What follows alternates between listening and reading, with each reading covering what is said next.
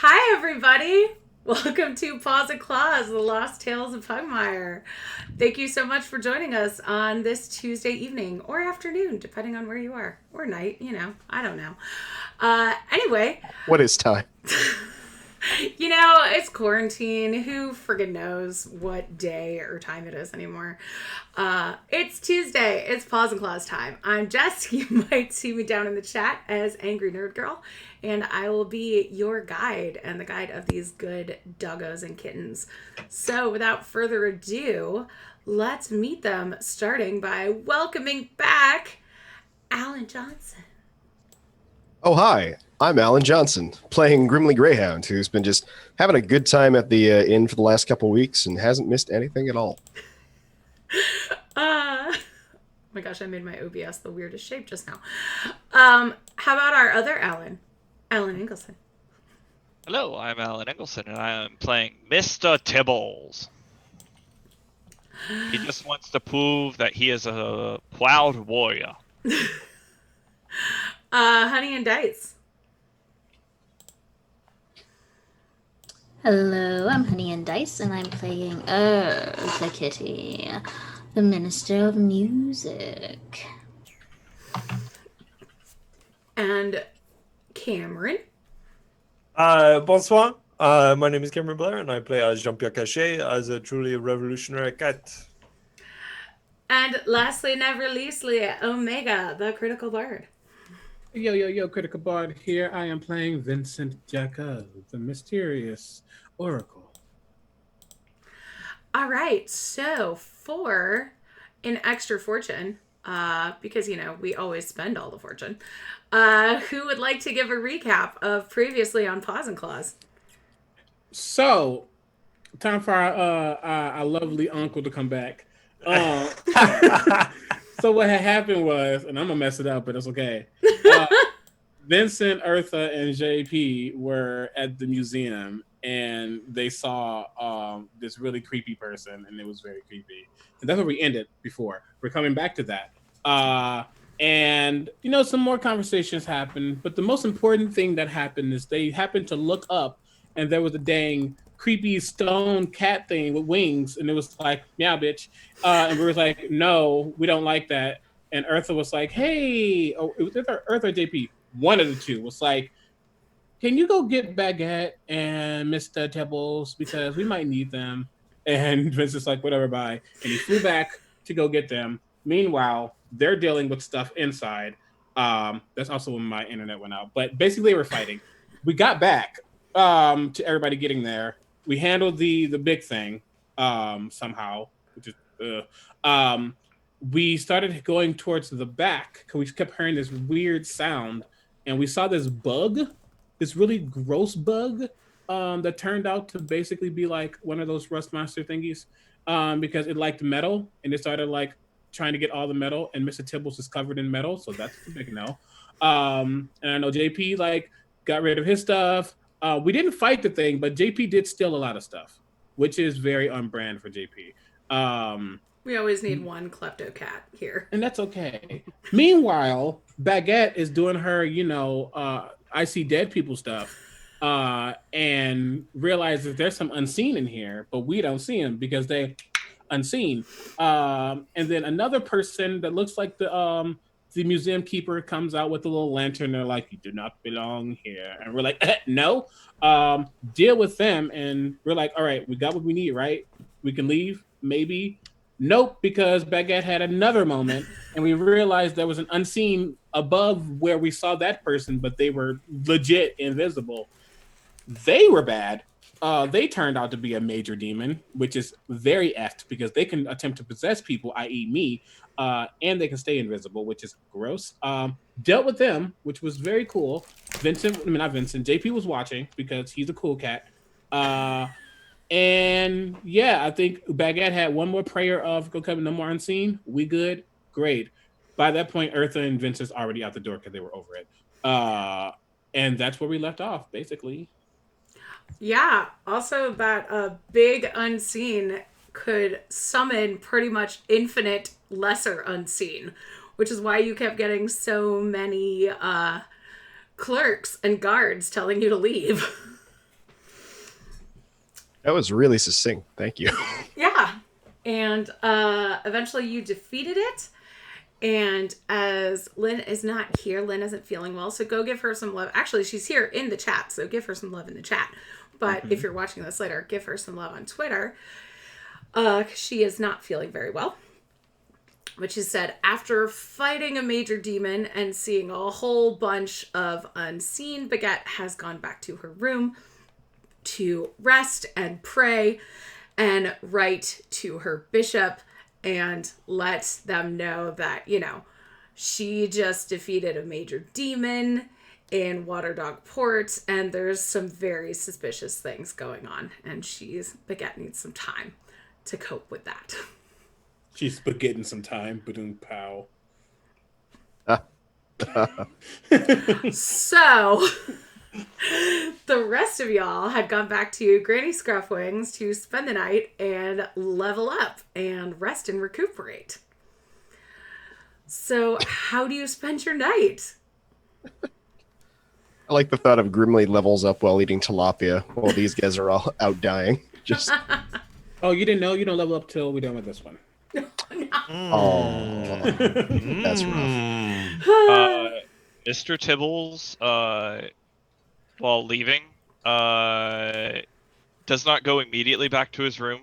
He goes out towards the hi kitty, hi, you're going over this way. He goes out to a location where no one is around him, and he, inspired by Eartha, works on his singing, his inspiring, his general vocals, and trying to be a leader who can inspire his people. Oh, I love that. We love Tipples in this household. Vincent, what have you been up to for your night after fighting a whole bunch of demons?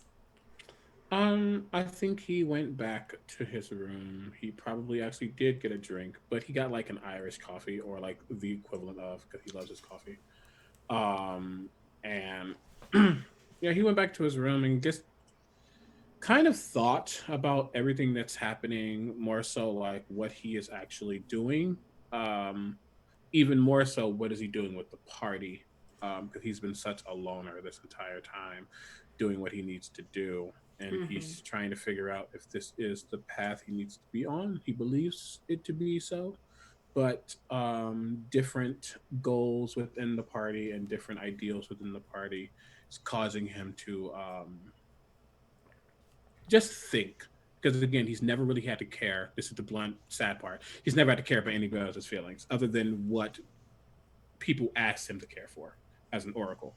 And now he's actually having to put some of his own feelings aside for the betterment of the group. And it's some interesting stuff in his head. So, yeah, he's just kind of to himself. Just keeps it low key. Major is with him, making sure he's like a comfort buddy. Yeah. I assume Major's helping out.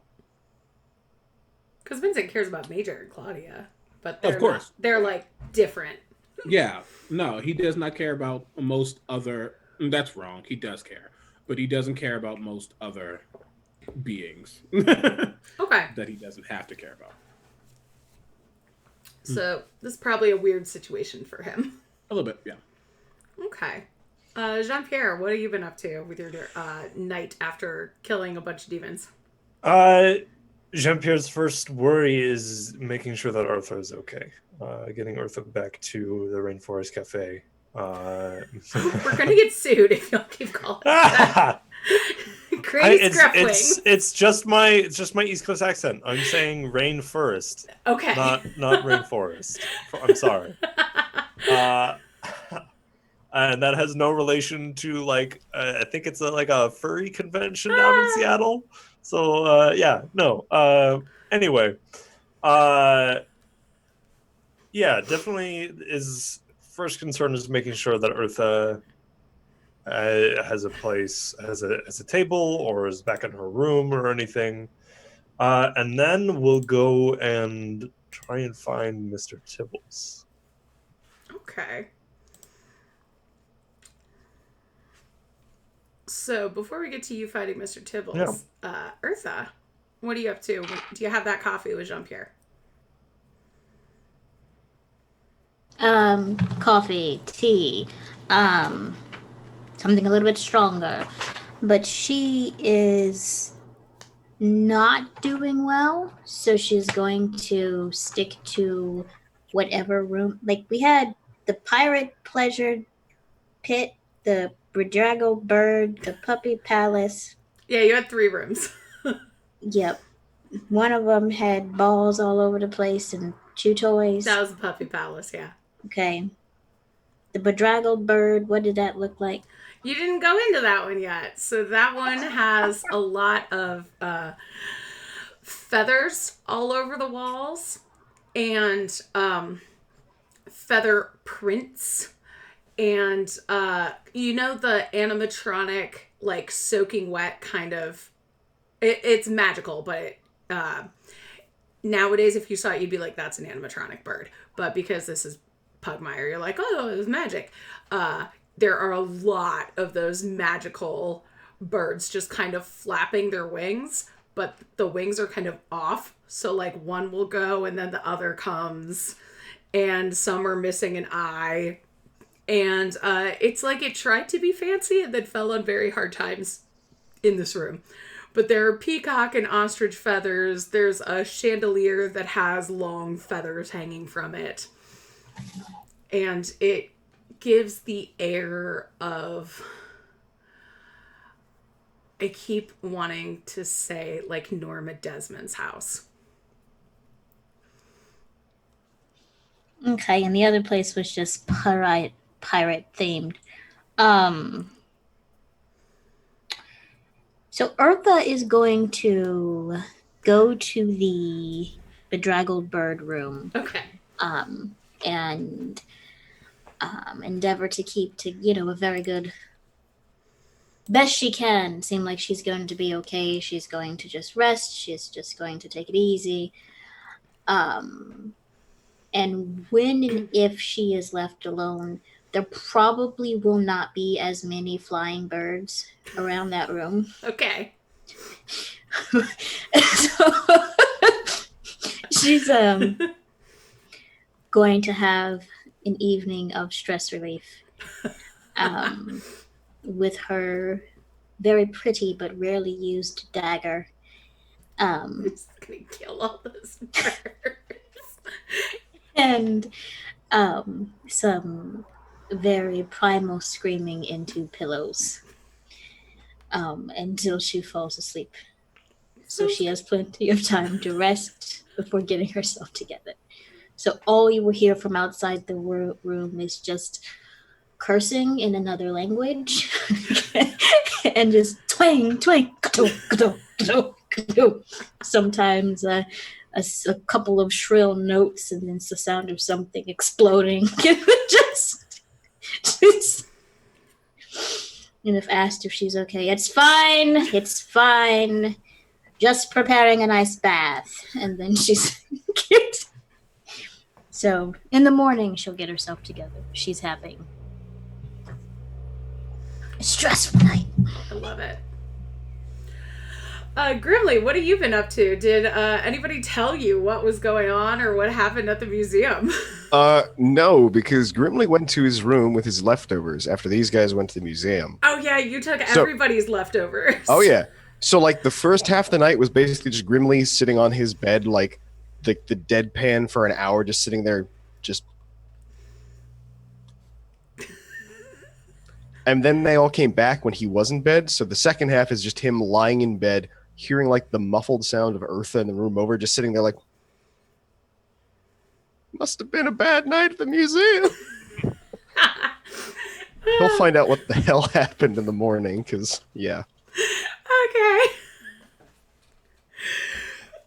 So Jean-Pierre, you go out looking for Mr. Tibbles. Have you looked at the scrolls that you stole yet? Jean-Pierre gave them all to Eartha. Oh, okay. Eartha, did you take a look at them? Or are you just waiting until tomorrow? You're muted, love. Muted. She will. She just needs to get some stuff out. Okay, And that's fine. take a nap and then wake up, and you'll find her grooming herself and reading scrolls later. But You can look at those in the morning. So, Jean-Pierre and Mr. Tiffles. Wait. So you find Mr. Tiffles outside near the docks, I'm guessing? Is that where you would go to sing? Yes. Okay. What does it sound like, Mr. Tibble's singing? It is a tenor, and it is rough and unrefined, but not terrible. I was about to say, if you actually sing on the stream, I'll give you a fortune. As someone who is relatively tone deaf, I don't know if you want that. Because that is definitely unrefined, but it is terrible. Just from outside, we just hear, ma'am, we. Ma'am, way. There it is. I love it so much. Okay. You know. Ah, you scared the crap out of me. Forgive me. I am. I walk fairly quietly from practice all of these years. You are very, very quiet. I do my best. I am also not wearing as heavy armor as you do, so it's easier for me to sneak around. I was just walking around and I heard your singing. It's very impressive. Not as impressive as your abilities in a fight. I thank you. I should be the one thanking you. You put your life on the line for people you do not know. That is commendable. I mean, it is just part of the honor of House Kowat. Ah, yes. I know that honor very well. I assume you are not here on a quest to slay something or protect Askorat's interests, no? No, I'm mostly a messenger. Hmm. Uh, You're not the first cat I've met that has been obligated to that kind of position. And I think you know in your hearts that they will never recognize you in the ways that you want. No? no, but I will keep trying. Why? Why keep trying when those that are above you will always spit on you behind your back and always keep you down in these places that you do not want to be, in sadness and depression? I've seen this before. I'm pontificating. Forgive me, assuming your emotions. Because that is my house. That is my home. Would you not do the same for yours? Now that is a complicated question because I do not have one. I was not born into one. No royalty gives me a name, deigns to feed me, pay me to do their work. Shadow block. Oui.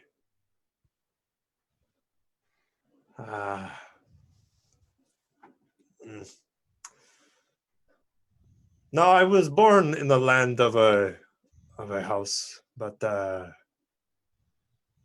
never paid me any mind until I started taking what I deserved for me and my friends and family. And there are some things that I learned over years of experience for myself and fighting for other cats in the monarchies is that the bonds of the covenant are thicker than the bonds of the blood. And so you may be a part of this house by family or obligation.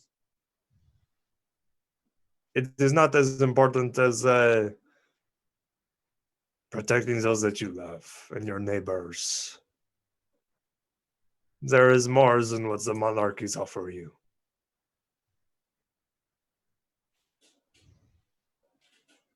And at that, Jean-Pierre will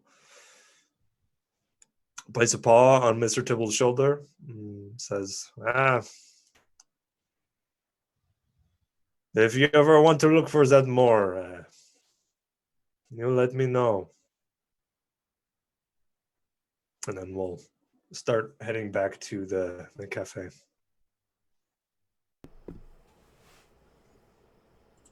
How you feeling, Mr. Tibbles?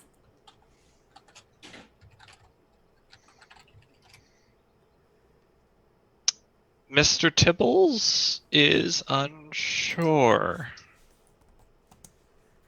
He spoke a lot of truth, and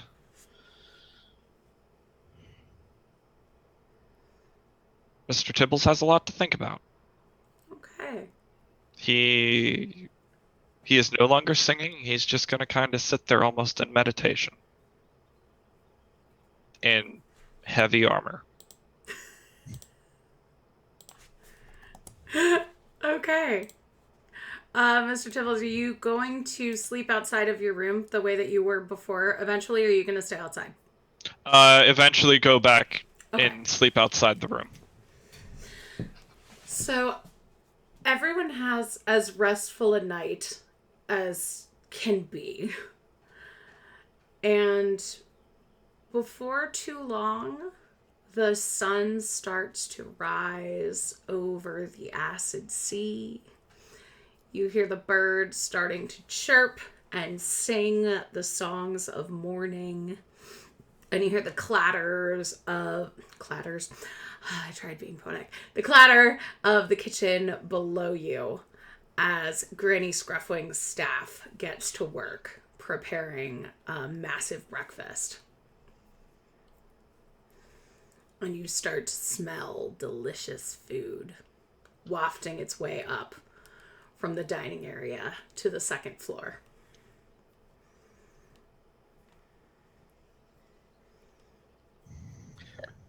Question.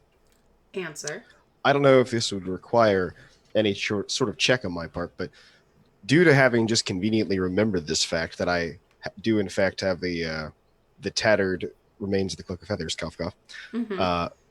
Is that something that I could work on, like in my free time, like the night before in the morning? Just be like, let's see if my tailoring skills can be put to use in fixing this damn thing.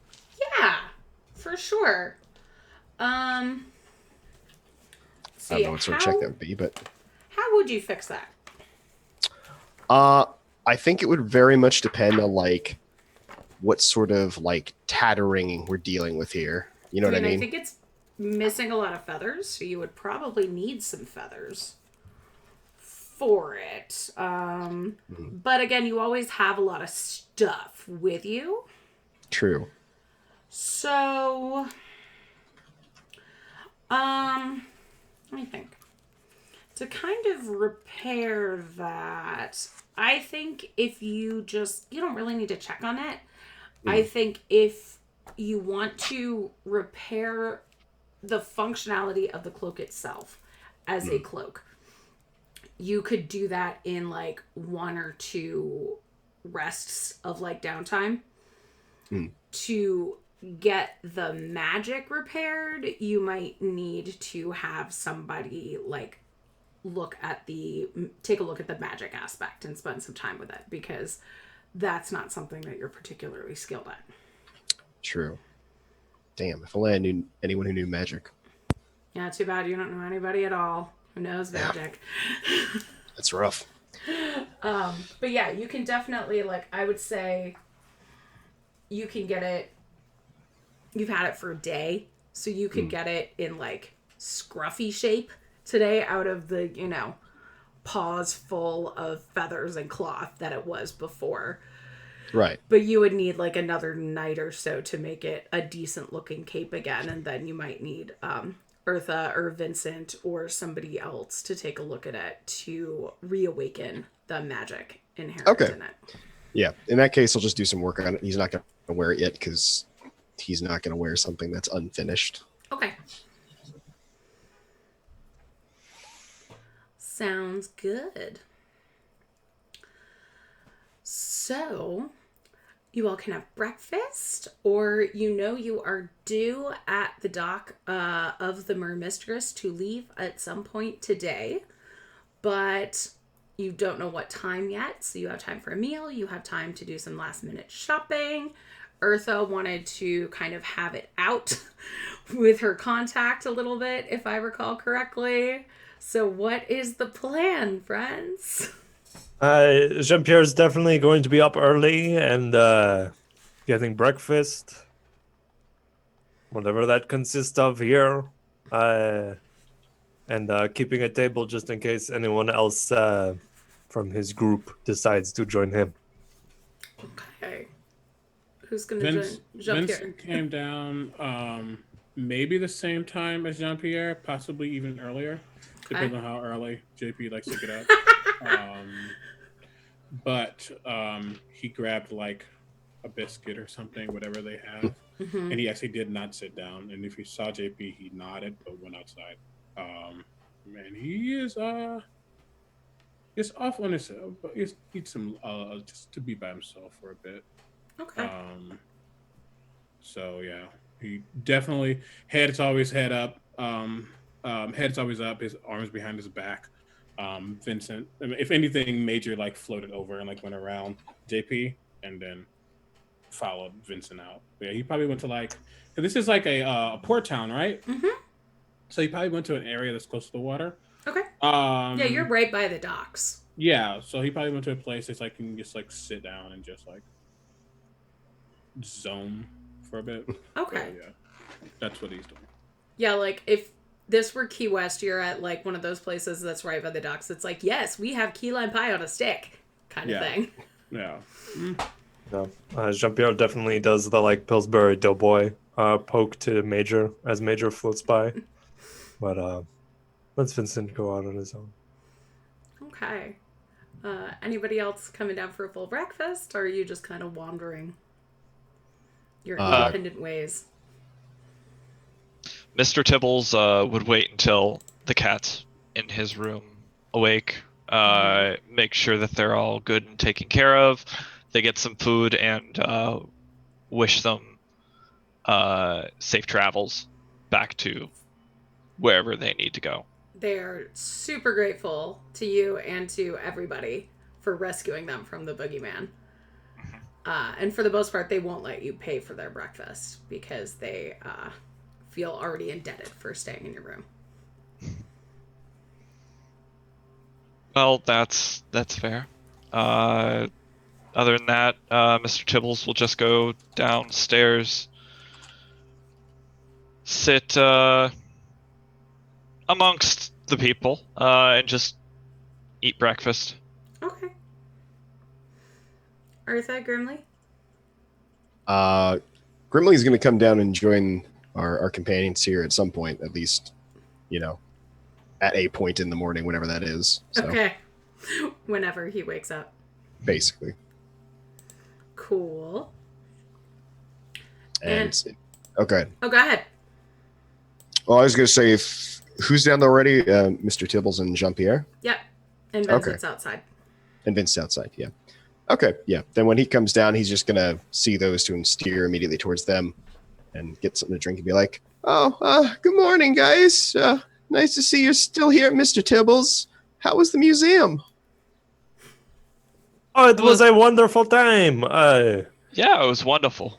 We encountered apparently some of these unseen that have been so talked about. Apparently a major demon killed the unseen, killed this major demon. Jean-Pierre pulls out a blunderbuss and just like stole 2 of these. And then we got the scrolls that we needed to cross the acid water into this islands we cannot get to. So it was a wonderful night. Do I, just before Grimly says something, do I know what a blunderbuss is? Like, do I recognize that? Or is it just like, what in the goddamn is that? Give me a new culture roll. Yeah, sure. Grimly knows the heck out of culture. So you might be more likely to know what it is than 20. the average dog. Yeah, you totally 20, know what that is. You don't know how it works, but you know it's a weapon that is loud and scary and hot. They had a boomstick at the museum? They had 2, and he pulls out the other one. Oh! Grimly has that expression on his face, like, whoa! Oh, okay. I shot one of the unseen with it. There was a large hole in his stomach. It was a bit intimidating and loud, but in the right paws, it could be very useful. So there were unseen at the museum too? Apparently Monsieur Tibbles can vouch for this. A greater demon or something along those lines. It is dead. But I wanted to observe how this unseen were so dangerous, and I'm not impressed. Yeah, wow, okay. What was it doing there? Like, was there a tour or an exhibit that it really wanted to see, or? Oh, possibly. Baguette did not stop to ask. Very telling, if I say so myself. But it seemed to just be spewing out other demons and possessing others as a night watchman. But we went and got the scrolls, and that all that matters in the long run, no? Yeah. So, okay, back up. I'm taking this okay. My anxiety already peaked and went back the other side now, so I'm okay. What do you mean by possessed? Oh, apparently the unseen, they like to go into the bodies of dogs and cats and take control. There was a stone cat with wings that apparently is when a cat is possessed by the unseen and then thrown through hell for a while, it comes back, they have stone skin, and then they have wings. I thought it was very interesting. I attempted to speak to it to understand how this cat got wings. But it actually did hit me in the face with a mace. But then Ursa and I killed it. Right, okay. Grimly, you've seen that before with the frothing demons and smoke demons before. Yeah, just not the through hell part. You haven't seen the winged cat.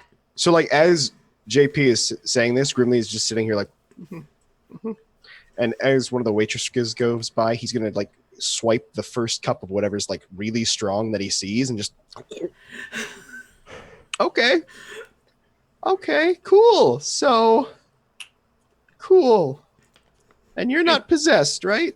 I'm not, as far as I know. I attempted to recruit Monsieur Tibbles for my revolution last night. And if that is the actions that possessed me, I would be very intrigued to speak with the unseen more, because it seems they have similar revolutionary ideas to me. Really? Did you give them one of their pamphlets? No, I did not give Monsieur Tibbles the pamphlet yet. No, I meant the unseen. Oh, no, I didn't. Like I said, I attempted to talk to the cat, but, tried to hit me in the face. Actually, he did hit me in the face with a mace. So, I decided to, remove this unseen. Eartha, have you come downstairs by this point? No.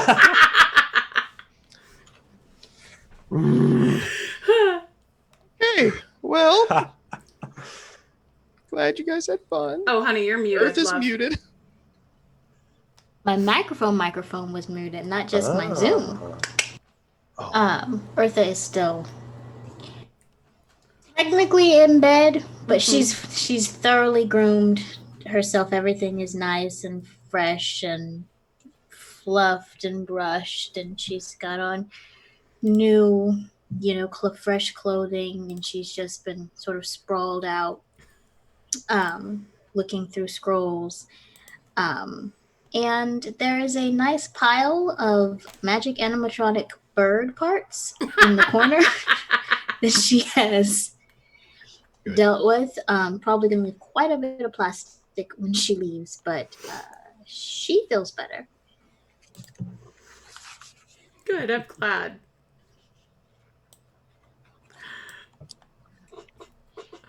So beyond this revolution, what is your plan? I can't talk there. That's hard to do.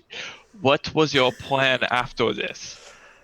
We are expected on a boat to go out to the ocean, to discover a mysterious, legendary island that we can only get to by navigating through some magical fog with a large magical lantern, and then speaking with the unseen, actually having a conversation with them to help them complete their goal and make sure that they fuck off from this world.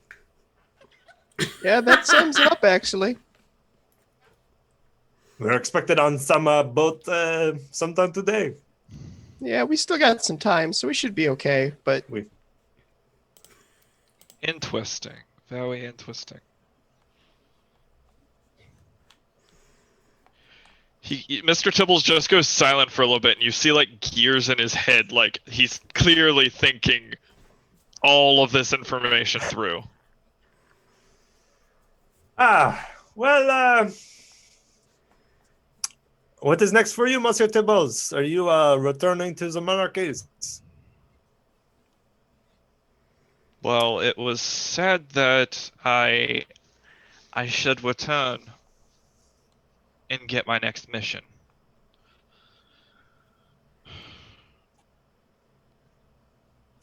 Yeah, I'm supposed to return for my next mission.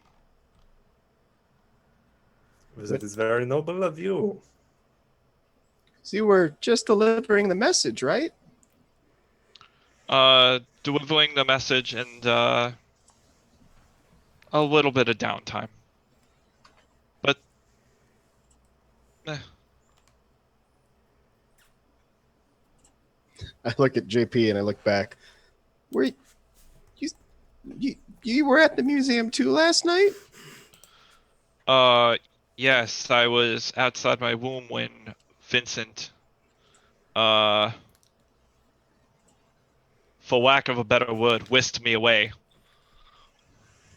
And you did fine? You handled the unseen thing? Did he handle the unseen thing? Monsieur Tibbles and Baguette went toe-to-toe with this greater demon, which was truly unseen because it was invisible. Oh, they're invisible now. Cool. The greater demons, yeah. Cool. I mean, I wouldn't have been able to help whatsoever if it was not for Beckett. Well, still, I mean, thank you for helping them. I mean, I'm usually the one who's up there kicking ass and taking names, so I'm glad you were there instead. I mean, I kind of look at JP again. We could always use another cat. Fighting up there, so I'm not alone. Someone to stand behind.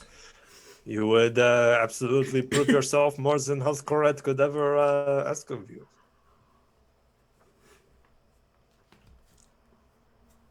But no decisions need to be made at this moment. But they would probably be a good idea to be made before we get on the boat and leave. But who knows when that will be today? We need to get Ursa and Baguette and Vincent and Granny, you're right here. I think that is everyone. When do you depart? Today, sometime. Who knows? Honestly, I think they're waiting on us, so. And what is the name of your boat? I do not know. I think Eartha knows. I Wait. kind of forgot. Vincent might know. He seems to have a steel trap of a brain, Is Vincent outside? He came in to get some biscuits and then went outside. All right, I'm gonna get up and check outside and see if Vincent's there. Vincent, how were you sitting outside, or were you have like walked around? I probably would have sat, walked around for a bit, and then came back because I think it's been a little bit of time. It has. Like they had a breakfast while you were nibbling on a bagel. He's probably wandering right now, but he's next to the water. Okay. Can you give me a notice check, please? I can't. As you walk. Wait. Come on, there you are. Stop being a fuck nugget. Sorry. Same. That's what I needed. No, why are you so... It's okay, I got permission for us to not be a family-friendly show despite our appearance. We can Family swear. friendly? What? Okay, so it's... Well, how about the frick? Yeah. Fudge. That's not that good. That's only a 9. Okay. You don't see anything out of the ordinary. You don't feel anything weird. Okay. And you eventually make your way back to Granny Scruffwings. Cool. Is this in time for me to see Vincent coming? Yes, this is in time for you to see Vincent coming. Excellent. Okay, I poked my head out the door to look around. I'm like, oh, Vincent! Hey, Hello? how was the museum? Well, I know how the museum was, but how did you like the museum? It was an experience, not one I care for, but that's the life of adventurers. Do you call yourselves? I think we really fall more into vagabonds, but adventures sounds better. Hey, what's the name of the boat? Why would you ask me? It's not my boat. I thought you might remember. You have a good memory. I have a memory when I care to remember things, but I didn't care to remember what boat it was. To be fair, I did not think I was going to be joining your little parade of friends, so my apologies if you were looking for an answer. No, that's okay. I'll just ask Eartha. We're inside having breakfast if you want to join. I will be in a moment. I am quite liking the view. Okay. And I pop back in. And then I pop back out a second later. By the way, I did eat your tilapia. I'm sorry. I'm glad someone did. Okay, sorry. Then I pop back in. Then I pop back out. By the way, when you said band of friends, does this mean we're friends? Blank stare. All right, cool. Then I go back inside. Vincent, by the way, the pouch where you keep your plastic feels much lighter. I'm sorry. I How couldn't much control lighter? myself. Well, okay, hold on. Flip it and reverse it. With the notice check, if that's a part of it, Major would have saw something. You didn't give me notice check for Major. You didn't ask for a notice check from Major. Give me notice check for Major. Hold on. Me stealing from Vincent, because you steal from Vincent, you die. Hold on 1 second, though. Let me get his stats up. We need to just put them on another page, because... okay, where are you, sweaty? Sorry. Nope, that's not what I'm looking for. Major! There you are. Okay. Yes, +1 is what I need to know. So sucks. Well, that's a 17 for Major. Okay. So Major saw a couple chameleons kind of run by you and then change color and laugh and run away. Mm-hmm. I think Major's probably just like, like, not now. And if he points it out, he will notice that and then not worry about it. Yeah. It's not until after your talk with Grimley that you notice that you are missing a significant amount of plastic. Now, what's it significant? Because I have a lot of plastic. So now you have some plastic. Wow. I guess went from moderate to large stack to some. That's a lot. Good to know. I would say no, you went from a moderate to large stack to a moderate stack. Okay. Okay, cool. Major, remember that. It's a telltale game now. Major will remember that.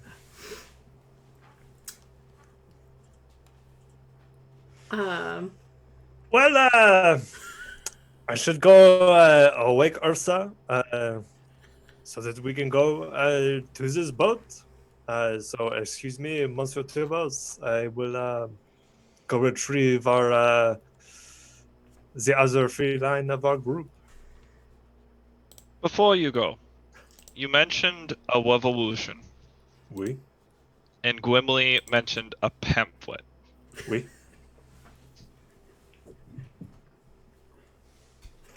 Before I give you this pamphlet, do you remember 2 years ago when the Baron of the Western Prefecture of House Corette was murdered?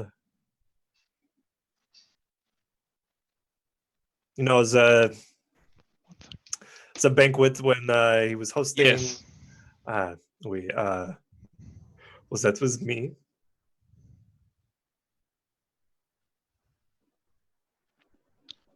All right. And with that information, here is the pamphlet for the revolution. And he'll turn and walk away.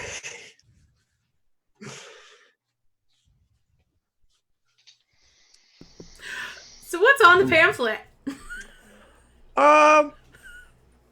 So kind of the standard like Democratic Socialists of America kind of stuff, just like talking about Vote for Bernie and murder the wealthy. well, it's basically talking about like kind of breaking your chains in this kind of aspect of talking about how the systems only benefit the people in power, people that are the royals, and no one else, that everyone is constrained into a pseudo caste system of everything, and that no matter what they do, they're never going to break out of anything that they were assigned. And then the second part is basically talking about how to break those chains, and it's to rise up, seize the means of production of whatever manufacturing, whether it be textiles or anything like that, and killing your masters. Okay. Kill the masters. Follow Mogolis. I'd like to think Grimly comes back like a minute after Jean-Pierre leaves the table and just says like, "Oh, Jean-Pierre gave you one of his pamphlets. Tell me what you think." Are you part of this revolution? No, I think I'm just revolutionary adjacent at the moment. All right. And he continues to read. And Jean-Pierre will go and knock on Eartha's door.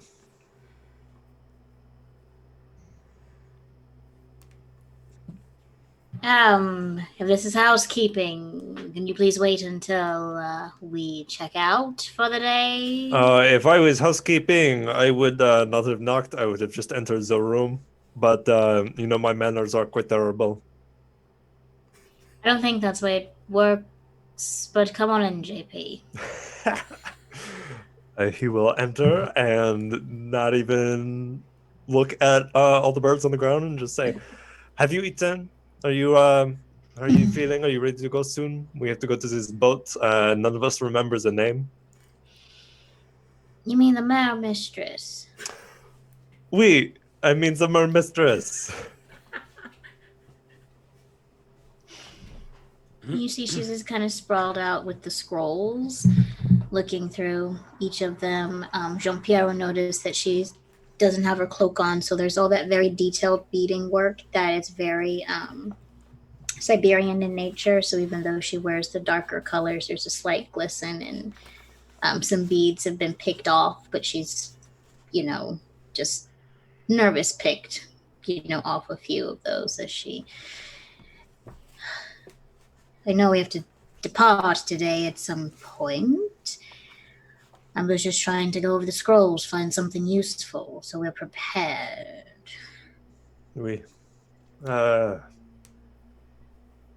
would offer to help, but I have no mind for that magic. What's in the scrolls? Go ahead. I was going to say, What's would you like in to the know what's in the scrolls? scrolls? Yeah.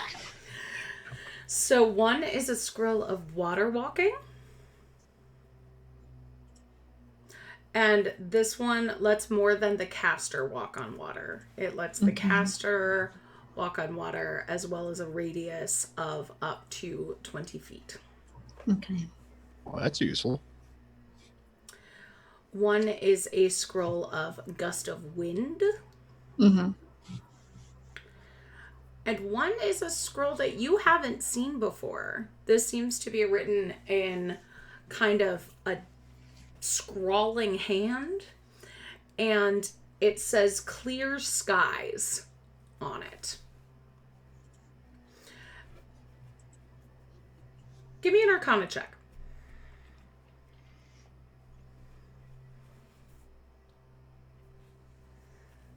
She's not at top of her game. That was a nat 1. Oh, baby girl. Yeah.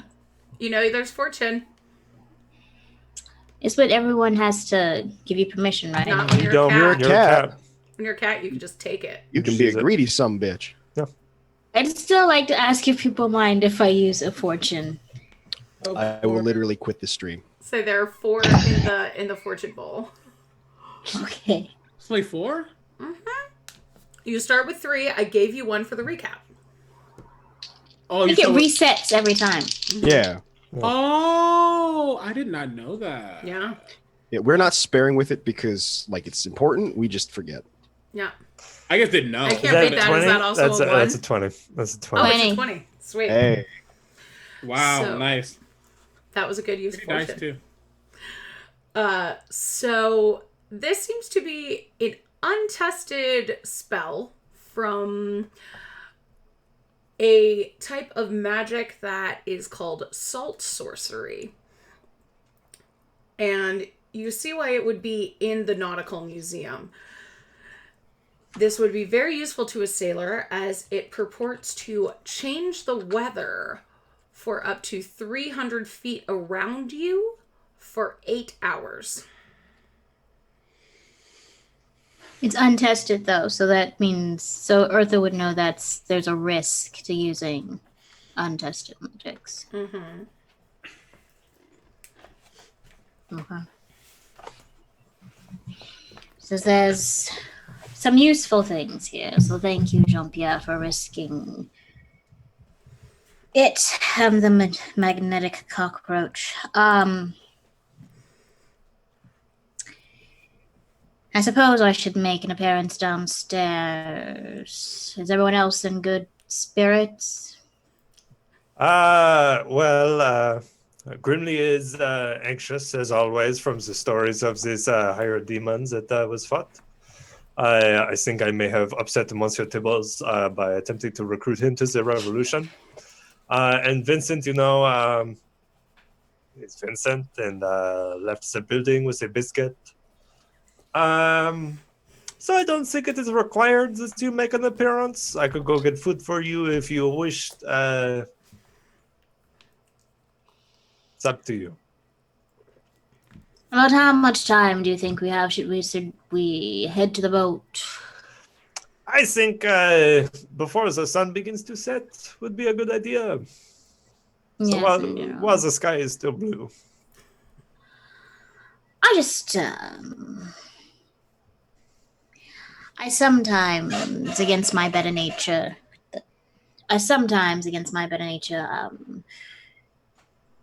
have a conflict with how I was raised and who I am. But there's a little bit of me, there's a little bit of the Siberian in my blood that just cannot seem to allow a slight to go past. I'm just very curious of the people who sent me to that broken down, busted, unseen, filled cesspool of a museum. and left a fun little note at the front as though they just stepped out. Here's my house. Go in and get what you like. If there was someone who knew something was off with that museum before we got sent there. My assumption, if I may be honest, is that your contact knew what was going on, but figured that you were capable enough to take care of it. I think instead of maybe going in person, you may send an invoice to them for all of your hard work and ridding their museum of this infestation and coming to call for this payment if it is not on time and adding interest. I do like a good business deal. Very well, I'll have something written up. There's something otherworldly about the unseen, and to have such an infestation and nobody to be raising, a fuss about, hey, there's demons in our museum that's never finished. It's just an oddity. How much of a fuss was made in some monarchies over kittens who died of hunger on the streets? You're speaking to someone who comes from a house that literally, in order to win a fight, trapped the dogs in the building and just brought the whole thing down. I know. There are many of those in power who do not care how many people live or die as long as they keep that power and that money. Yes, for that is the monarch way, as long as you're loyal to your house. All Oui. right. And also it is rare. There are absolutely dogs who have that idea as well. Except it's more loyalty to themselves instead of a house. Such deep conversation for such early morning times. Forgive me, I will go get you some food. I'll be down shortly. I just have to, She looks at the birds. They seem to be malfunctioning, so I decided to take them down. Jean-Pierre, and as she's telling him this, just starts picking them up into one arm and is just like, oh, hey, what birds? I did not see any in this room before you came in here. I thought these feathers were from the wallpaper. There's no worry. Thank you. Oh, go ahead. Thank you, Jean-Pierre. And she's gonna start getting herself together. Take as much time as you need, Ursa. I will wait for you. And Jean-Pierre leaves. And proceeds to go find a window and throw the birds out of it. Yeah, you can do that fairly easily. Yep. It might take you a little bit to open the window because most of the windows are sealed shut. But you're a tough kitty. You can do that. Take a knife out, cut out the seal. Because it's like, we're talking medieval-ish sort of architecture. Oh, it's not going to take very much time at all. Yeah. I imagine, as you throw them out, you hear, the, cartoonish kind of squeal of a cat. And you just, sorry.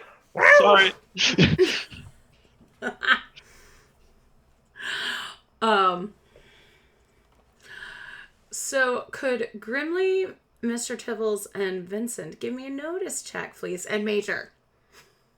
Mm-hmm. Oh shit, that was beyond. Natural 20. Nice. Oh. Yeah, there we go. Oh, balanced in all things. I got a 3. Both of us rolled 11, so that's a 17. Okay. I guess it's an 8. Okay. So When you're really low to the ground, you notice things. So Vincent and Major, you see people have you left the restaurant again? You're back to wandering, or are you sitting outside? I'm probably right outside the restaurant now. Okay, on a rocker outside. Yeah. So you see someone else reading a newspaper, you and Major, and the headline says "Cop Killers at Large," and underneath it says "Elemental Assassin Strikes Again." Okay. Mr. Tibbles, you see a gray cat walk into the restaurant, talk to the hostess, and sit down. But as he goes to sit, you see that he is armed, and his clothing that is so non-distinguishable is suspiciously non-distinct. And Grimly, you see some people reading the newspaper, but also you see that your food is really yummy. Awesome. You don't see what the newspaper says. You just see that your food is great and Mr. Tibbles' food is great. And there is an all-you-can-eat buffet. And that is super duper great. That's pretty much the core of what matters to me right now. So yeah, that tracks.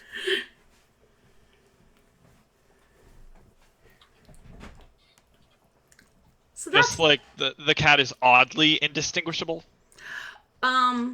It's kind of like, you know, when you used to see like a black Ford Escort with no markings on it and like a generic license plate, and you're like, okay, that's a cop car. Yeah. It's like such a non-distinct looking smoky gray stripy cat in such forgettable clothing. And he orders a black coffee and seems to just be kind of taking in the restaurant. And he's alone. All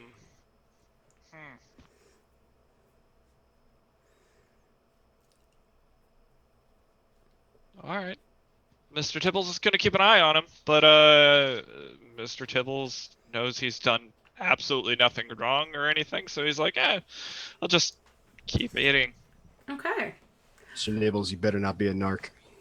Mr. Tibbles doesn't know what you guys have done. And Jean-Pierre, that's what you come down to. Do you want to give me a notice check too? Oh, absolutely.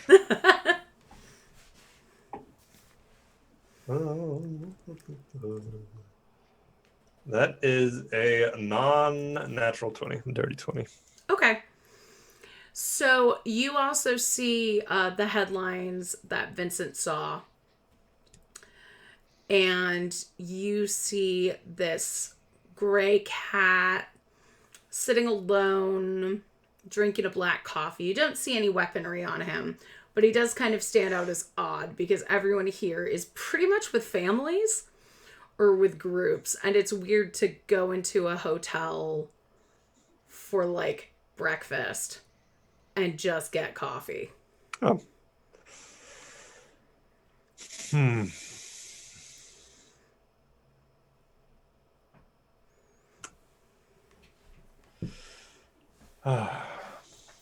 Mon Dieu.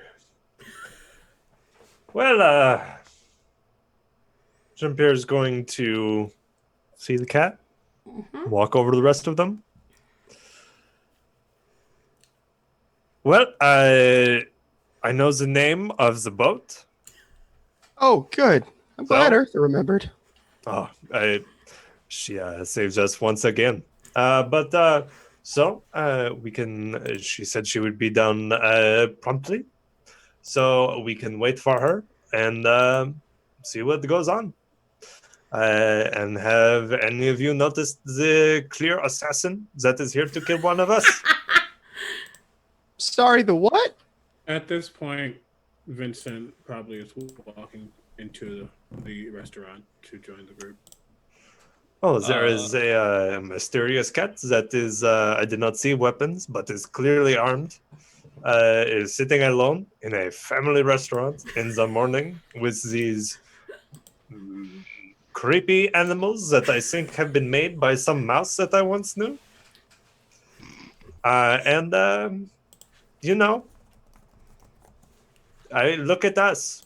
Look at what we have done in the past. Look at what you have done in the past. There Well, seems to. what have you done in the past? Monsieur Tibbles, they killed about 5 huskies. Well, in, hey, no, a single no. I room. didn't do anything. I'm innocent. No, but it was their group before I joined them. So there What is. in the human world are we talking about? Oh, there is a cat that is clearly here to assassinate one of us. I mean, some people just go to family restaurants by themselves in the morning to get coffee. Do What they makes you criminally? believe Yeah, someone like is cat trying dennies. to assassinate you? Or Well, as I told Monsieur Tibbles earlier this morning, I have done some not good things according to the monarchies in my past, and we're actually the closest, one of the closest places you can be in Pugmire to the monarchies. So it's not a surprise that they may have heard news of movements. Oh no. What? They may be trying to kill Ursa. I'm sorry? Why would they kill Eartha?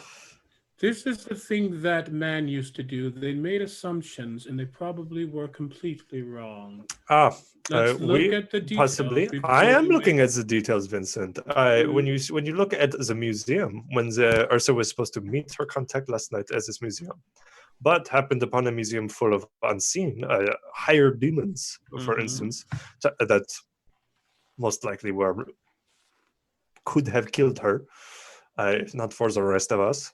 And now in the morning, when that has failed, this mysterious cat sitting alone, in unmarked clothing, is here where we all are.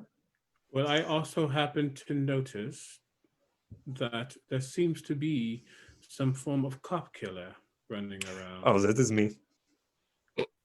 But you are not an elementalist.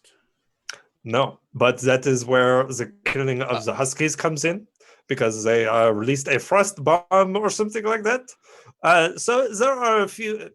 The news is not always a reliable source. They kind of take little bits and run with it, you know.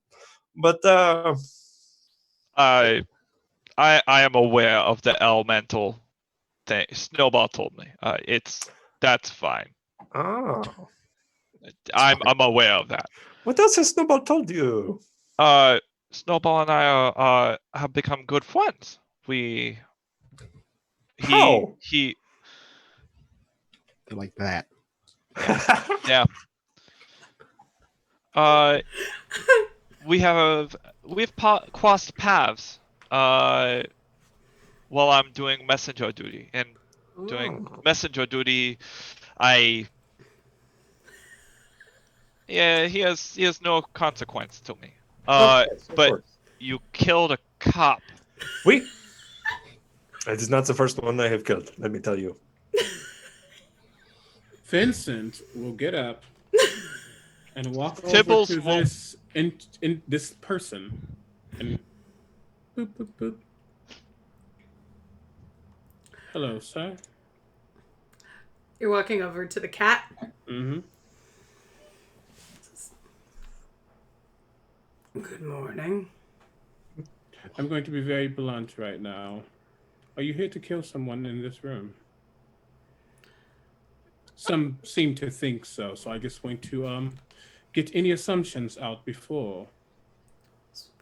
Well, that's a hell of a thing to throw on somebody who's just drinking their coffee, mate. You're correct. So answer the question. Oh, I'm just here to have a coffee and enjoy the ambiance. Yeah, May Mr. I- Tibbles is may- walking up too. May I in my oracly ways sense some motive? Yeah, please do. When Mr. Tibbles gets up, Grimly's just like, oh, come on, please, not another bar, guys. That's a 21. Listen, I am waiting for Ursa at this table, like I told her, and then we are leaving to go to this. Fuck, I forgot the name of the boat. The married maiden. The Mermistress. The Mermistress. The Mer- like MER? Yeah, it's Mermistress. Cameron Mermistress. remembers. Jump here. Does not. I didn't. Okay, so you sense that this cat is here to do more than drink his coffee, but not necessarily to murder anyone. He is genuinely surprised at even that concept. Well, I have a friend who seems to think that you might be on their tail, so I would advise, if you are, to not be. Look, I know I'm a bit out of my depth coming into Pugmire like this, but generally, at least in the monarchies, you don't threaten an officer of the law. Well, thankfully, we're not in the monarchies, right? Mr. Tibbles just goes, sits down next to the cat, and just kind of like looks at him to the side and goes, "House." He looks at you up and down and goes, Korat, right? That is correct. Mr. Tibbles of House Coat. And you are? On duty.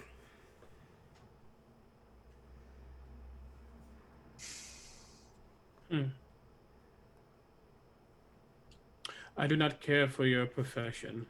I don't need to.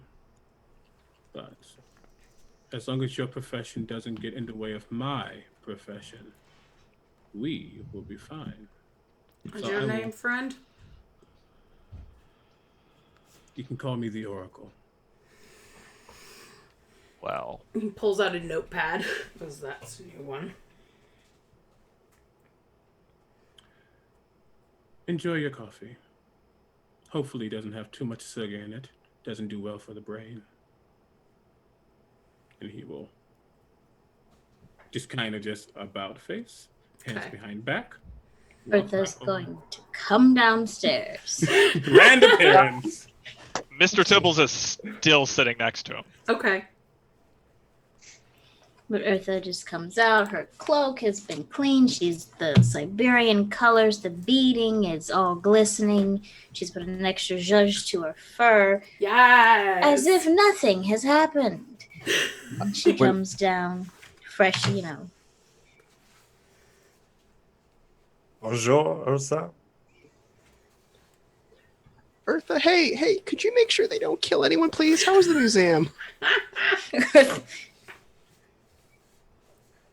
I'll do what I can to prevent a homicide in the morning. But Everything is fine. It is being handled very deftly by Monsieur Tibbles. So we just need to get you your food, and we can head to the boat. Okay, I don't know if it is, though, because the last time that people started asking questions in a bar, people died. It wasn't great. What do you mean?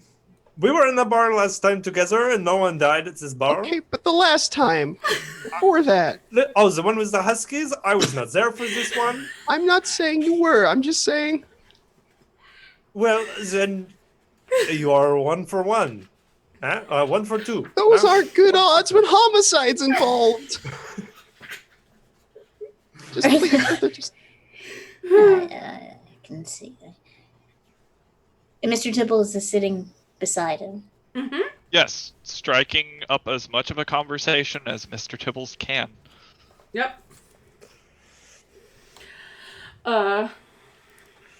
So he looks at you. It's what brings you all the way down here. Messenger duty, right? Yes. Messenger duty, along with keeping an eye out, and trying to maintain the peace. Peace. That's what it's all about, friend. That is true. I'm sorry, I was rude. I'm not used to being accosted while I drink my coffee. Lieutenant Lucky. of House Angora.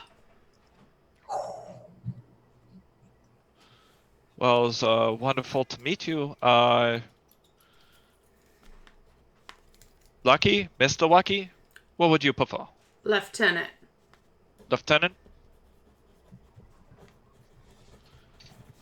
Alright.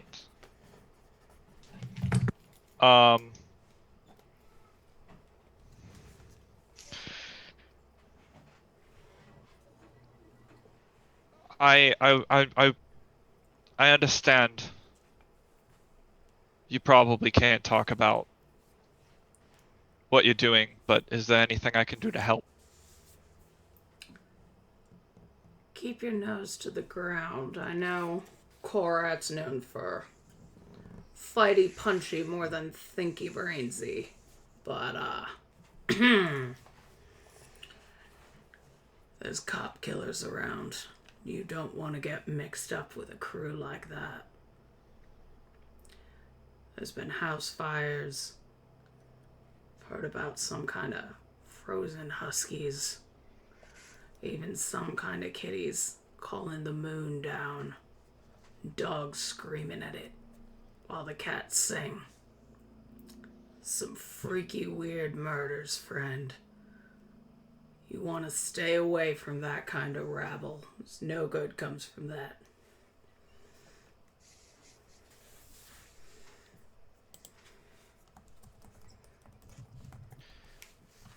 But You know, if what you if- see anything like that, you'd report it to the authorities, right? Mr. Tibbles Yes. of House Von Korat. yes. If that is the scenario, I planned on looking into it today. I actually heard through the grapevine that there was a bright moonlight deep in the museum last night.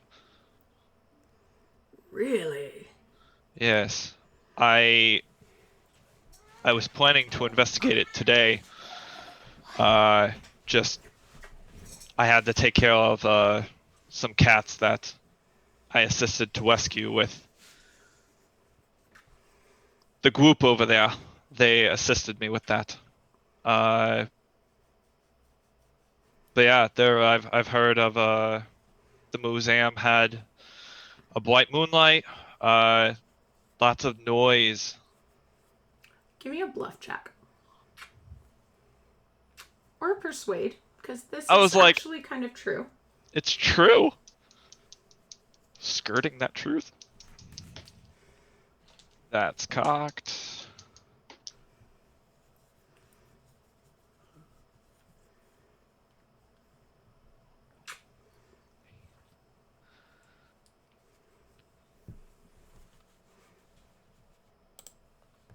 Ten. He got an 8. Oh. And Henry got a lot of emotions right now. So he just goes, museum, eh? Well, If you would like to do an official investigation, I will not investigate and I will leave it to you. you seem small but mighty, Tibbs. But thank you. I'll check it out after I finish my drink. And, you know how to contact me. Just go to any monarchy's, station and ask for Lucky. They'll get a message to me. You're gonna be my eyes and ears in this dog-infested place.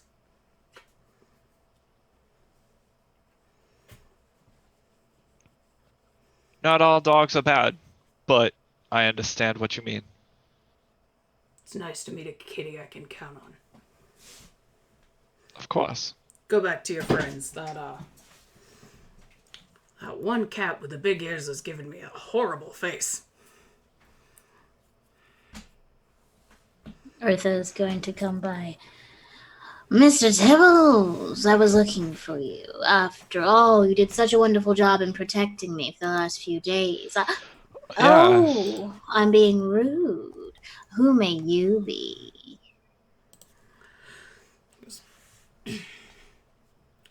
Lieutenant Lucky, Fawn on Cora. Pleasure to meet you. Oh. A gentleman, a scholar, and... An officer of the law on duty, ma'am. No time to fraternize. Of course. Enjoy your coffee. Mr. Tibbles, may we discuss our arrangements for the day? I thought I wanted to go shopping, but I feel so unsafe in this port city. There's so much going on.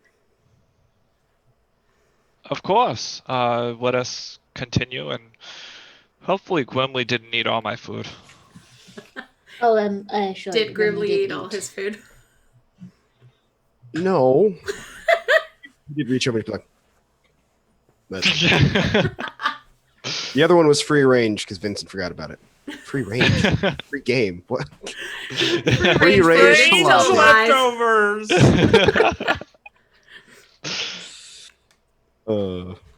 Yeah, no.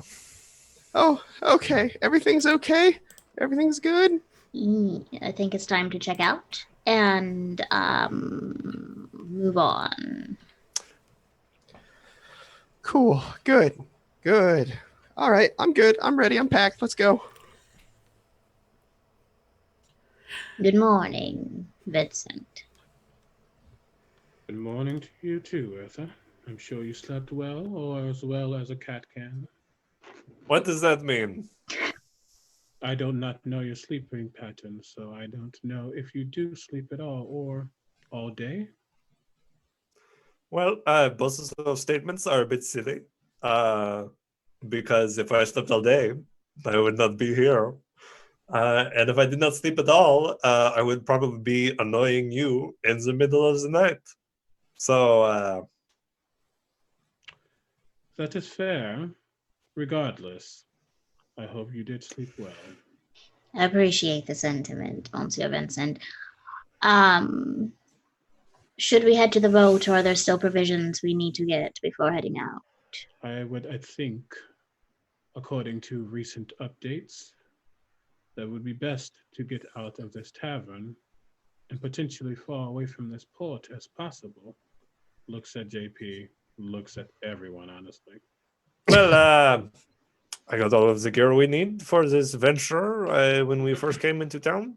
So I think we can go right to the boat. Okay. See? Just a nice, uneventful trip through Waterdog Port.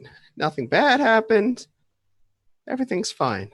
And Mr. Tibbles will definitely make a little bit of a show, but definitely believable, but a little bit of a show of all right, yes, let me continue to escort you to your boat. And Eartha is just going to stay beside Mr. Tibbles. Thank you so much, Mr. Tibbles. I don't know what I'd do without your assistance. And leaving a lot of plastic when they check out. When they leave, when they get out the tavern, Vincent will simply whistle. Major's going to float up a little bit and just watch the door. And once they get about 100 feet out, then he'll follow out, because that's the farthest he can be away. But he's making sure nothing's following. Okay. And as we leave, as everyone's leaving, Jean-Pierre's just going to turn around and look right at the cat. Mm-hmm. See if he's looking. He is keeping an eye on Vincent. And apart from that, just seems to have his eye on the room in general. Okay. Jean-Pierre's going to lag behind a little bit, be the last one out of the room, and give him the finger. And then leave. Okay.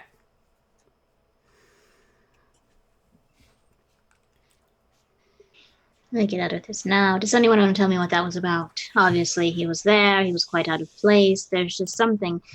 They always tip very, very well when they're sitting along in a cafe by themselves drinking coffee. But I haven't assumed not at morning time. Does anyone want to tell me what that was about? He was here following one of us, it seems. I assumed he was trying to kill one of us. Came up with a few harebrained ideas. Always trying to be prepared, but I think he's here to kill us. Well, for once, you're actually wrong. He wasn't trying to kill. He was looking for information. As far as he told you. As far as I know. Oh, you know everything now? Actually, yes, I do. Oh, what did I have for breakfast? I don't care. Oh. But you don't know? I did not say that. Then what did I have? Do not care. Okay, Getting so what back did he want to to- know? That was an officer investigating, looking straight over to Jean-Pierre, the death of a police officer. It seems as if this group, before my arrival, and Tibbs, and potentially Jean-Pierre, not sure, is doing things that is getting attention across Pugmire, the Monarchs, everywhere. Point of order. You helped me kill this police officer.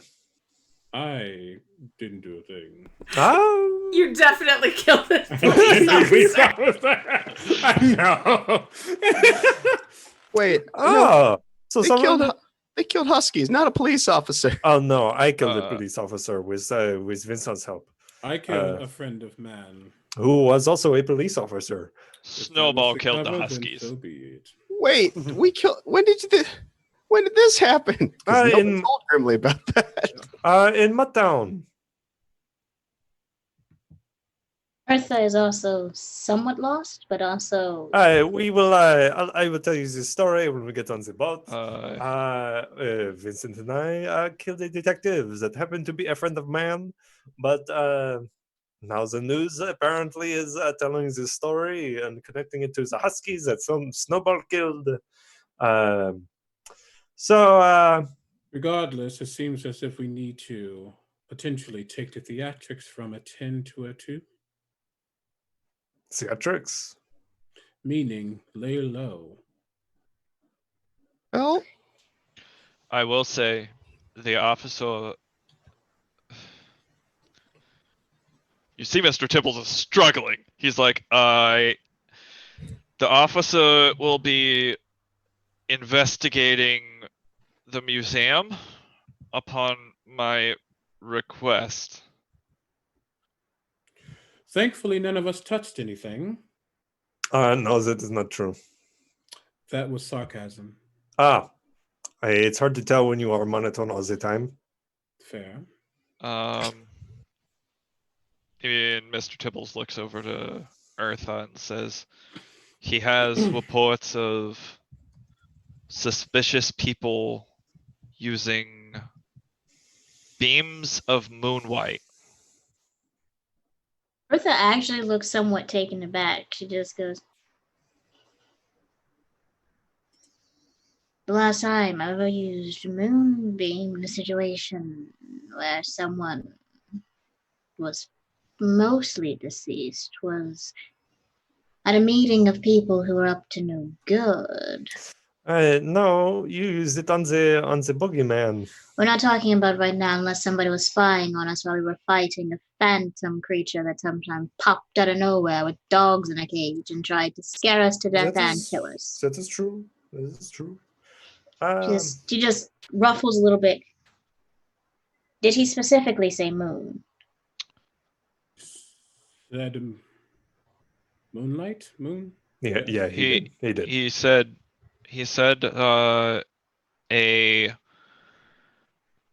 something along the lines of a pillar of moonlight.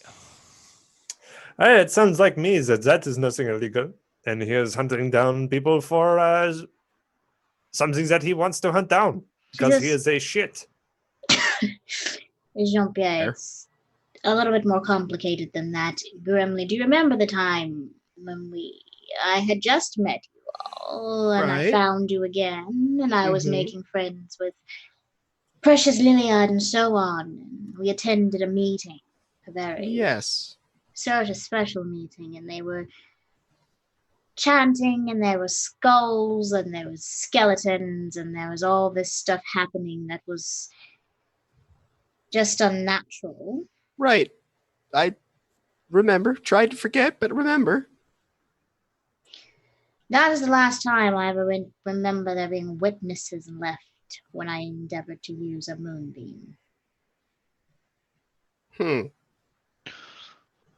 gonna let that go for now, but you'll have to explain that later. She says, all right, Mr. Temple, it was a meeting, friends of man, summoning something unnatural. So why would a monarchy officer know anything about a hapless minister singing or doing moonlight or whatever? And to be... Why would they care now if the killing of said cop happened when? I didn't even know it was a police officer. It was a tone-deaf individual trying to summon something evil. It was a friend of man, and that's all that matters to me. But that's the string that combines the two. It was like a week ago that you killed a cop. Yeah. I did that before I did my moon thing before I was a cast member. So You did your moon thing like a few months ago. yeah, that's what Right. Earth is just Yeah. like. And the when's Huskies died almost like a year ago. Yeah, Oh, it's when's- anniversary. Yeah. Oh. When's that last time I killed a cop? I can't remember anymore. It was like a week ago that you killed a cop. There's been a lot of murder. Yes, this There is really it. hasn't. Well, he's And Off JP your set a 12. fire like a month ago. And nobody died. And Like- another fire. And Like, I don't know if 2 weeks anyone ago. died for that one. Uh, and the officer is off your trail for a while, at least for a little bit. So, is it as if he believed you? I am very persuasive. I'm sure you are, but I think it is good to keep our heads on a swivel until we get on this boat and out of port. And is there anything else you need to do in this town? No. Otherwise, I think it's best that we go to said Oui. boat. Eartha wanted to pick up a few darts. I can go pick those up for you. I'm quicker on foot and harder to see. Pretty much anything you need when like Lilia and Grimly and Jean-Pierre were shopping before, we can say that you have it. Okay. Yeah, because Lilia and Grimly were shopping for useful things for the voyage and then got distracted with hattery Right. and theater tickets. And Jean-Pierre went to an Army Navy supply store and basically bought them out of everything made of plastic and rubber. But really quickly, before we go, do I see those chameleons anywhere? Give me a notice check. And Major. Yeah, Major's back right now for sure. Ooh. Well, not Vincent. Major crit failed. Okay. He crit failed. Vincent, however, got a 24. Okay.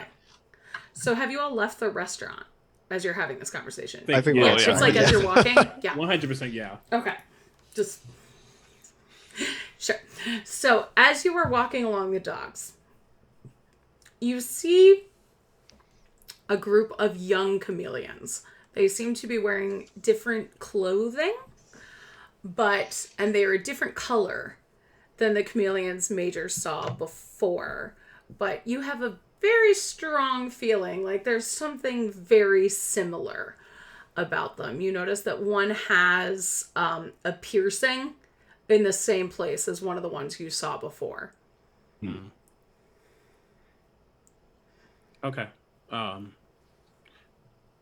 You go ahead. I will find you. And this won't take long. I'm not going to steal time or anything. But he is going to go over there. And looking at that one specifically. And Major's going to if he gets close, do they react? they kind of move to make way for you. Okay. Like, to make way for you to pass. Yeah. He would, like, if they're, like, here and he's walking, he would start to go past and then stop. And his hand's still behind his back. The one who stole things that belong to me, it would be best for you to give it back now, or I can kill you all. It doesn't matter to me. You hear some, like, tittering laughter. Mm-hmm. And the one with the brow piercing kind of steps forward and says, I don't know who you're looking for, mister, but must be you saw some other lizards on the dock.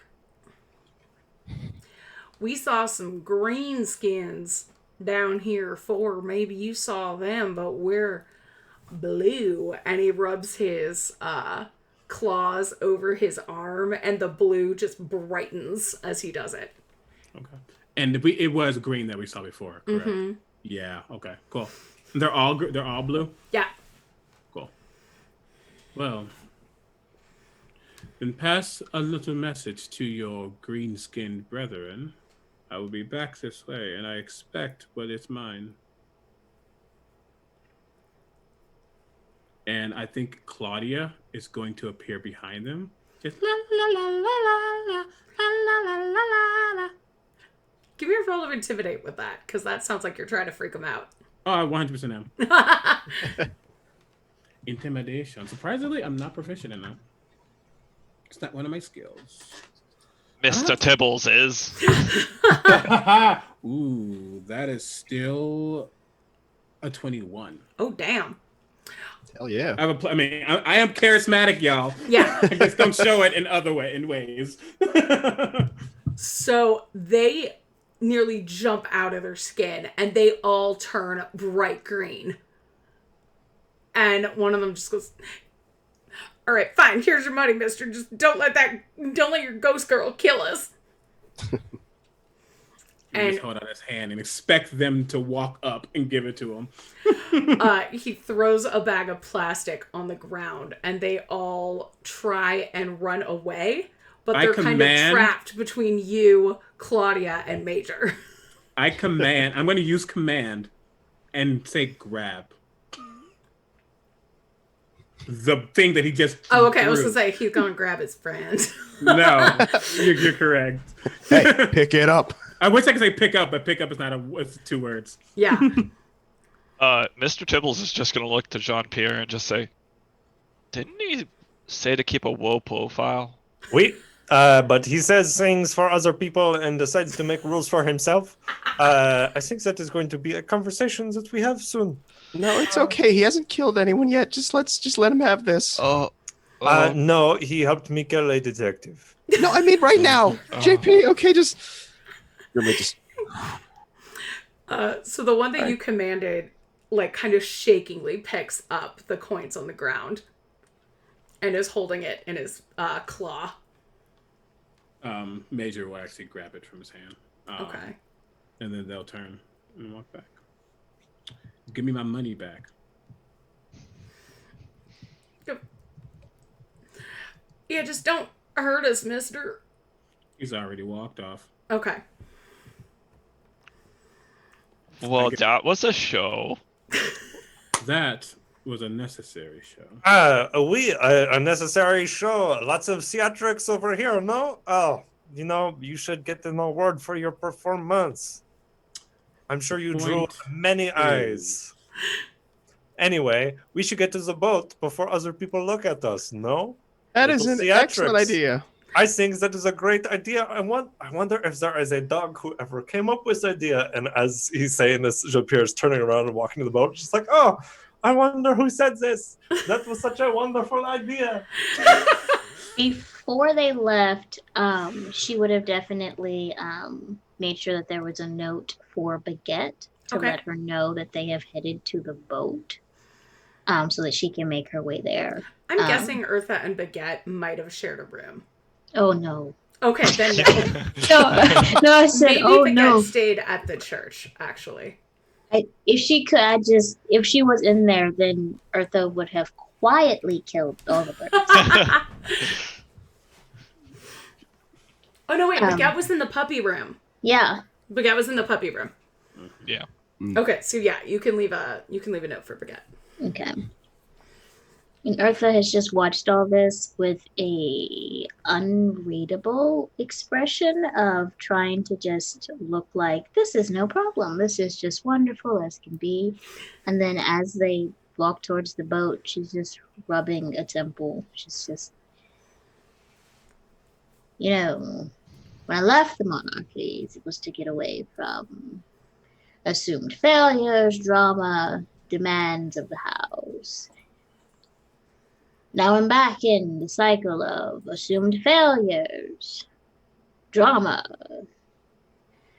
But I'd take demands of friends over demands of a house any day. We don't demand anything of you, Ursa. Yes, there will never be anyone who demands more of myself than I do. All right, to the Mare Mistress, another purposeful trip upon water. No, that name just escapes me a minute after I hear it. I just think it might be a cat thing. It's associated with water. Oh. It makes sense. Let's go find a boat.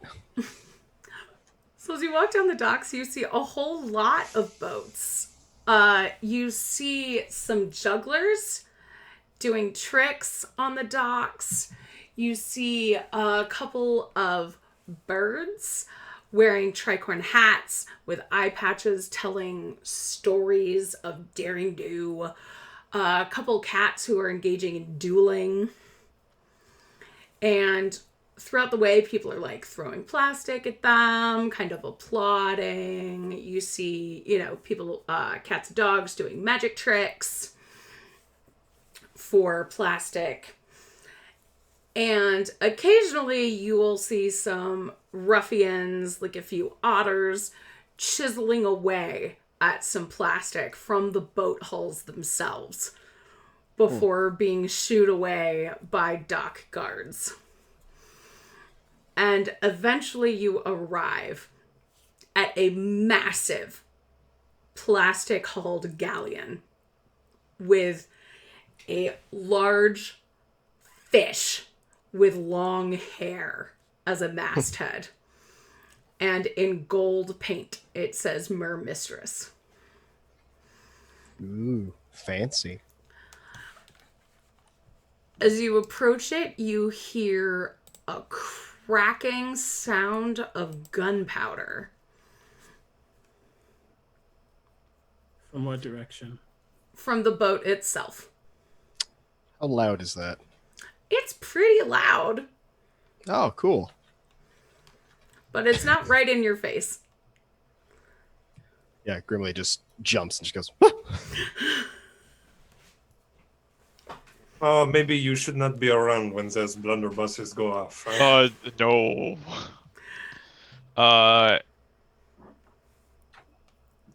Is that what it was? The blunderbuss, or was it Oh no. I think so. Yeah. Is everything okay up there?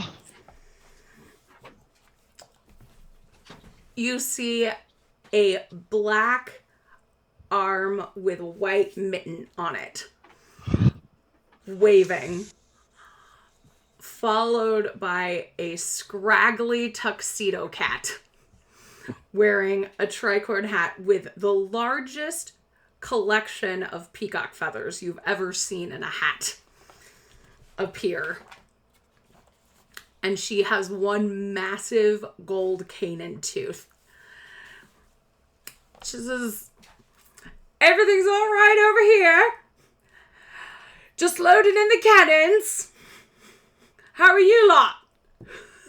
Well, this is going to be a wonderful boat ride. Wow. We are doing quite well, mademoiselle. We Captain are... Saltclaw. Pardon me, Captain Saltclaw. We are the envoys from Pugmire. I here to board them, her mistress. So you're the ones I'm taking to the island that don't exist, through the storms that wreck every ship that's ever sailed in the sea, huh? Oui. That's the one. Well, this should be an adventure then, shouldn't it? Come aboard! Hope you don't mind getting a little bit of acid sea spray in your fur. It does well for the whiskers. What's the captain's name again? Captain Saltclaw. And she's a tuxedo cat? She's a tuxedo cat, yeah. Thank you. You do see if there's like a gangplank or something that they have to walk up. Eartha just stands at the end of it for a very long time, just as if thinking about her life choices. She just... And Eartha, you see that Captain Saltclaw does have her whiskers somewhat singed off. Mr. Tibbles is standing next to Eartha, also questioning some decisions he might be making right now. Jean-Pierre just reaches into the pack that he has and hands them both a plastic and rubber raincoats. Just like, you may need these for the journey while you're on the deck. Eva hugs it to her chest like a security blanket, and she just... I'm endeavoring to will my feet to move, but every time I'm like, I'm going on the boat, my feet are like, no, you're not. I can carry you over the threshold, but I don't think it would have as much panache. Let's put that on hold. All right. I mean, she didn't look...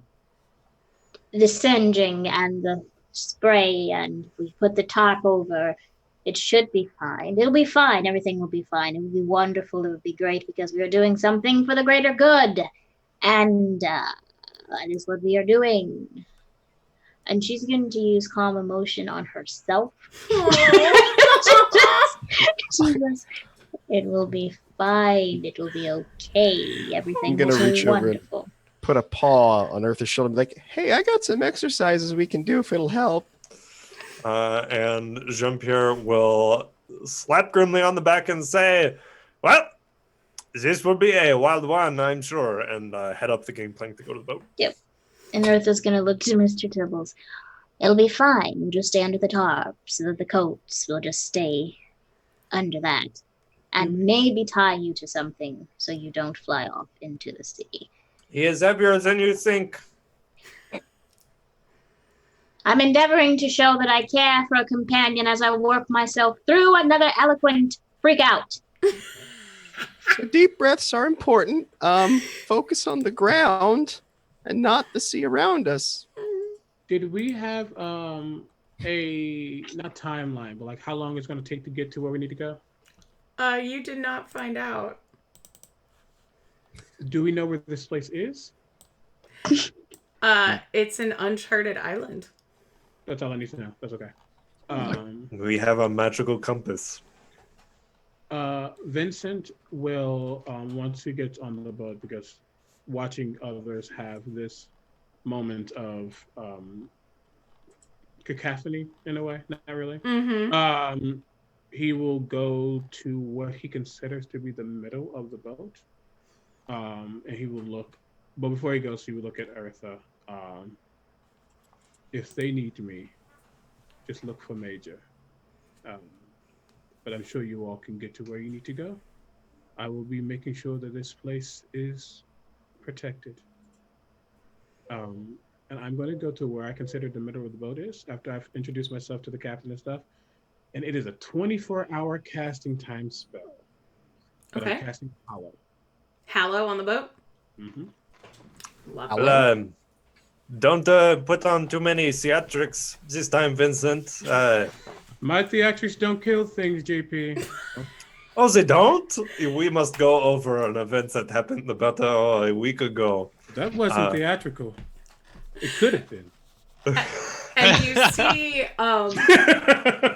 otters, turtles, and a few cats and dogs clambering all around the boat to get the rigging set and load in the cannons. And up in the crow's nest, you see a great snowy owl with binoculars. Seeing the turtles, Jean-Pierre, once Grimly's on the boat, we'll go to Grimly and see, do you remember when I told you about those creatures that had their homes on their back and they were hard and shells? Yeah. You did not know as they were?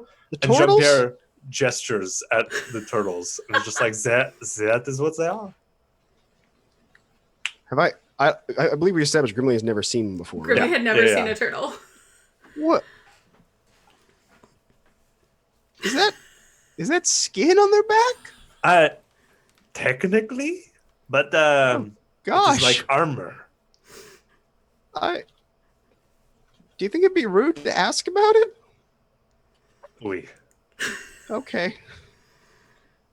Maybe if you get to know them very dearly and you become great friends, you can ask questions about it. But I would not do that, especially not on the first thing. It would be like me coming up to you and saying, hey, the dogs wag their tails when they are happy only or when they are feeling other emotions. Well, there's anxiety sometimes too, and I mean some when they're afraid, but usually Right, not. Grimly, but I have known you for maybe over a month now, and we have been in fights together. I saved you from that metal snake thing. No. What if that is the first thing I said to you? That would be rude, especially coming from a cat. Huh? I guess. I mean, I don't know. Snowball was pretty rude too. So Well, Snowball was a bastard, so hey, respectfully, Snowball is a bastard. a good point. Eartha does make her way on the boat, and when she does get off, you go up the gangplank. She's pulled back up that performer's, mask, and she just saunters up there. Captain Saltclaw, I may not have heard of all of your exploits, but I can't wait to see what it's like to sail under a captain of your obvious prowess. Says, wow. Keep your paws and whiskers inside of the boat. Wear gloves if you don't mind if you don't want the splash of the ocean to get under your claws a little bit. And we'll be off as soon as your mate gets here. Get yourself a drink and get somewhere comfy. We'll take Are off. the cabins separated altogether? Oh, they're below decks. All right, and we have to bunk up 2 by 2, 3 by 3, or how is it laid out? Well, 2 by 2. We share alike here. Good. It's wonderful. And how protective of you are you of your crow's nest? Because I do have an associate who may like to sleep there. Said, oh. Well, honestly, old Todder's blind as a bat, but we just give him the lookout position because it makes him feel useful. He used to be the greatest lookout at night the world ever saw. But now he tells amazing stories, and, he's got somewhat of a sense for the way the weather's going, so he never shies away from some assistance up there. I'll pass the message along. Be polite and don't get kicked out of the crow's nest. All right. Thank you so much. Make yourself comfy. We'll be off soon. And that is where we will leave tonight's Paws and Claws. Woo! So thank you so much for joining us. We loved having you.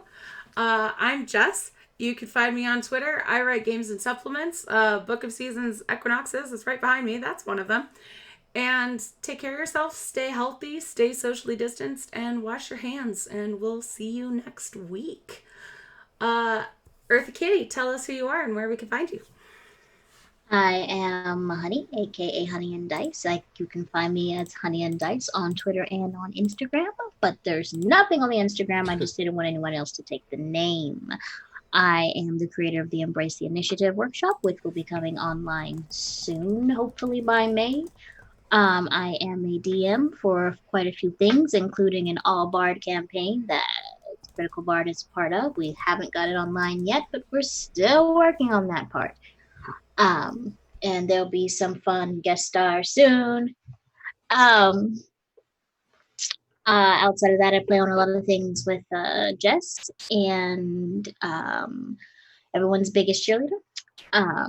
Stay safe. Remember that even if you're in isolation, you are not alone. And please, please, please, please, please remember to change your passwords. Remember to use great password. I don't want to say, just make sure your password is secure and straight. Stay away from things that are easily guessable, and keep your eye on the news. There's a wonderful site called I've Been Pwned. And if you put your email address in that particular website, it will tell you whether or not your email address was actually part of any known breaches or security things. Just please, please, please change and update your passwords. Outside of that, remember to love your you. And if you cannot today or it's pretty hard, remember that I love you. Vincent, who are you? Where can we find you? Hey, Critical Bard here. Critical Bard across all social media channels. You can find me there. Like Honey said, I'm also in her All Bard campaign. I'm in many other things. On Fridays, you can catch me on Lady Tiefling's channel as we descend into Avernus. Finally got there. Kind of scared about it. And then right after that, you can catch me on Drop to Die as we have our All Road campaign. And then other things, other days, things are hiatus. Things are, kind of iffy because of Corona. Happens, whatever. Other than that, you can catch me streaming on twitch.tv/criticalbard_. Currently streaming some Left 4 Dead, some Skyrim, having a good time over there. As always, you can go to my merch store, critbar.com, and get some merch like this hat that's backwards right now. Use PayPal, please. Thank you. But yeah, that's me. Just your run-of-the-mill bard doing singing stuff, acting stuff, other things. I can't think of anything else off the top of my head. Oh, I'm also releasing a subclass, a bardic subclass called the College of Acapella. That should be out within a week. Thank you to Nikki Dawes and Lucas Ferreira for doing some awesome art for me. And yeah, that's me. Jean-Pierre, who are you? Where can we find you? Hello, my name is Cameron Blair. You can find me at Twitter on the handle below, or you can go to cameronblair.org. Where you can see my portfolio, contact info, and all that kind of stuff. I've got some stuff on the DMs Guild. I'm a TRPG writer and designer. You can hire me to write the perfect adventure that you always wanted, or create the subclass you always wanted. Like I created a Doom Eternal inspired barbarian path, and I recently released a spooky horror adventure in a cursed mansion. I play on this stream. I'm always open to others. I love creating characters and telling stories for all of you. So, always here for you. Mr. Tibbles, who are you? Where can we find you? Hello, I'm Alan Engelson. I really don't have very much social media at this point, but I am just a gamer. I just love games. I help playtest a lot of games that Jess or anybody else needs help playtesting. That's really it. And lastly, not leastly, Grimly Greyhound, who are you? Where can we find you? Hi there. I'm Alan C. Johnson. You can find me at Norler Jenkins on Twitter, where I do writing for the DMs Guild, all sorts of fun voice work and other creative things. You should check out Jess's Equinox book because I wrote an adventure for that, and I have some more coming out soon. So, all right. Well, thank you so much.